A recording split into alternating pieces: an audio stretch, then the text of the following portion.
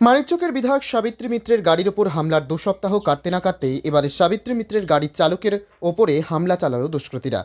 ঘটনাটি ঘটেছে শনিবার গভীর রাতে পুরাতন মালদহের নারায়ণপুর বিএসএফ ক্যাম্পের ব্লক গেটের সামনে। জানা গেছে, সাবিত্রী মিত্রের গাড়ির চালক অনুপ সাহা তার পরিবার নিয়ে বিয়ে বাড়ি থেকে নেমন্তন্ন খেয়ে ফিরছিল। বাড়ির সকলে এগিয়ে গেলেও পুরাতন মালদহ ব্লক গেটের সামনে চালক অনুপ সাহা দেখতে পায় 3-4 জন দুষ্কৃতী মুখ বেঁধে রয়েছে এবং সেই দৃশ্য দেখে চালক ওই দুষ্কৃতীদের ক্যামেরা বন্দি করতে গেলেই 3 দুষ্কৃতী তার উপরে ঝাঁপিয়ে পড়ে এবং এলোপাথারিভাবে তাকে চাকু দিয়ে কোপাতে থাকে। সে আহত হয়ে চিৎকার চেঁচামেচি করলে দুষ্কৃতীরা পালিয়ে যায়। পরবর্তীতে চিৎকারের আওয়াজ শুনে তার স্ত্রী সহ পরিবারের লোকজন এসে রক্তাক্ত অবস্থায় উদ্ধার করে মৌলপুর হাসপাতালে পাঠানো হয়। বর্তমানে সে আহত অবস্থায় বাড়িতে রয়েছে। তবে এই ঘটনার জেরে গোটা এলাকায় আতঙ্কিত রয়েছে।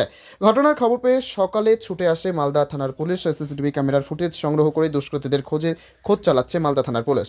তবে আহত অনুপ সাহার বক্তব্য, কে বা কারা কি কারণে ভোরবেলা মুখ ঢেকে ওখানে ঘোরাঘুরি করছিল আমি ঠিক বুঝতে পারছি না।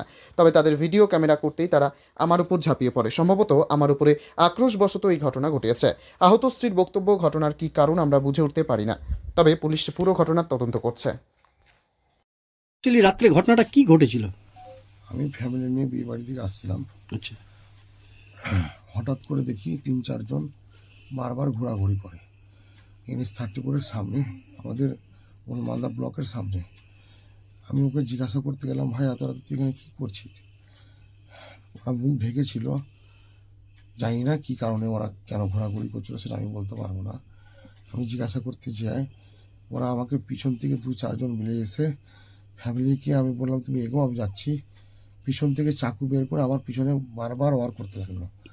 তারপরে আমি ওখান থেকে সঙ্গে সঙ্গে কোনো রকম ওখান থেকে দূরিয়ে পালাই আমি ওই অবস্থায়। তারপরে আমি প্রশাসনকে ফোন করি, প্রশাসন আমাকে আসলো, এসে উদ্ধার করলো। থানায় গেলাম, থানায় যেয়ে হসপিটাল নিয়ে গেল মলপুর থেকে আমাকে নিয়ে গেল আমাদের সদর হসপিটালে। ওখান থেকে আমাকে রাতে নিয়ে আসলো। আমার এত জোরে মেরেছে আমি বলতে পারছি না, বলার মতন আমার কিছু নেই। এখানে আমাদের পাড়াতে আমার মতন ছেলে, আমার সাথে কারোর শত্রুতা নেই, আমার সাথে কারোর দুশ্মনও নেই। কিন্তু কে করেছে, কারা করেছে সেটা পুলিশ দেখছে তদন্ত করে। ওনার ভালো লাগছে বলে তদন্ত করে দেখবে।